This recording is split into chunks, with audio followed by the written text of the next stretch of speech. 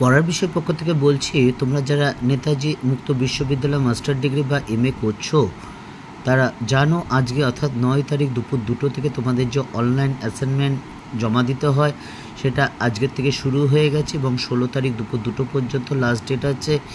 তা আজকে আমরা বিগত বছরের মতো এই বছরে তোমরা যারা পিজি বা মাস্টার ডিগ্রি করছো, বিগত বছরের মতো এবছরও আমরা পড়ার বিষয় চ্যানেলের মাধ্যমে তোমাদের এই অ্যাসাইনমেন্টের সম্পূর্ণ উত্তর আমাদের এই চ্যানেলের মাধ্যমে দিয়ে দিচ্ছি।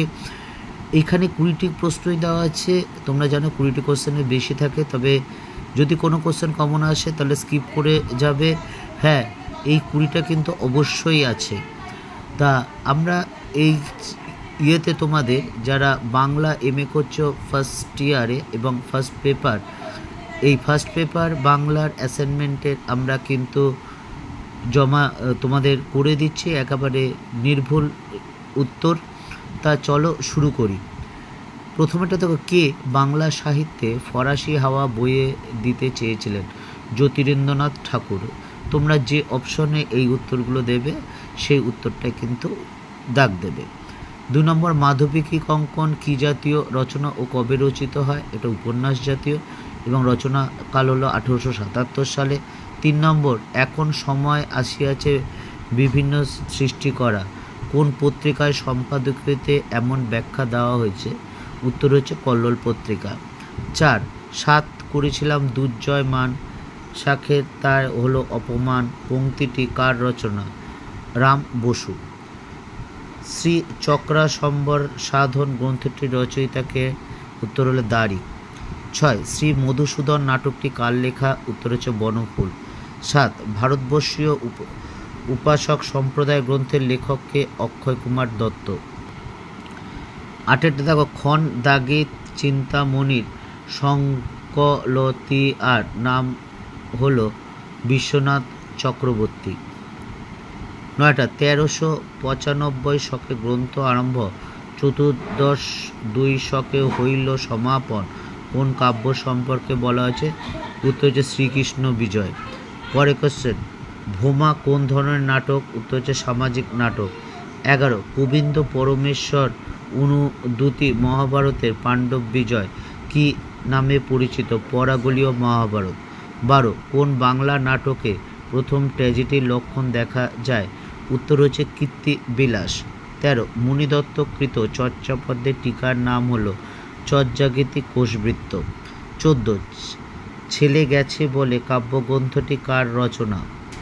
14টা দেখো, ছেলে গেছে বনে কাব্যগ্রন্থটি কার রচনা? উত্তর হচ্ছে সুভাষ মুখোপাধ্যায়। 15, ও প্রাণায় সাহা কোন পত্রিকার মলাটে শুরুতে লেখা হয়েছিল? উত্তর হচ্ছে সবুজপত্র। 16, নবপর্যায় বঙ্গদর্শন পত্রিকায় রবীন্দ্রনাথের কোন উপন্যাস প্রকাশিত হয়েছে? সঠিক উত্তর হচ্ছে চোখের বালি।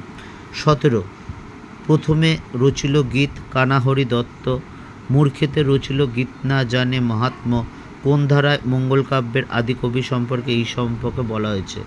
উত্তর হচ্ছে মনসা মঙ্গল। 18টা দেখো, মুনিদত্ত চর্যাপদে যে টিকা রচনা করা হয়েছিল তা হলো, এখানে যে 4টে অপশন আছে সেই অপশনগুলো কিন্তু কোনোটাই সঠিক নয়। সঠিক উত্তর হওয়া উচিত বা অপশন থাকো যে চর্যাগীতি কোষবৃত্ত। হিসাব মতো যদি প্রশ্নটা ভুল আছে বা অপশন ভুল আছে, যাই বলি না কেন, অর্থাৎ প্রশ্নটাই ভুল আছে, যেটা দেবে সেটাই কিন্তু উত্তর হবে। 19টা, ক্ষিতি অফ তেজব্রত বোমকে নিয়ে রবীন্দ্রনাথের লেখা হলো পঞ্চভূত। এবং লাস্ট কোশ্চেন, সুভাষিত রত্নকোষ প্রথমে কী নামে প্রকাশিত হয়? গোবিন্দ বচন সমুচ্চয়।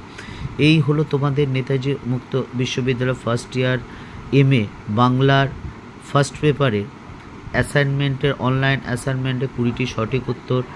যদি ভালো লাগে অবশ্যই চ্যানেলটি লাইক করে সাবস্ক্রাইব করে বেল আইকন টিপে রেখো। বিগত বছরেও আমরা তোমাদের জন্য আমাদের এই চ্যানেলের মাধ্যমে তোমাদের সম্পূর্ণ অ্যাসাইনমেন্টের উত্তর করে দিয়েছিলাম প্রত্যেকটা পেপারের, এবারও আমরা করে দেব। এবং যদি ভালো লাগে চ্যানেলটা অবশ্যই লাইক করে সাবস্ক্রাইব করে বেল আইকন টিপে রেখো।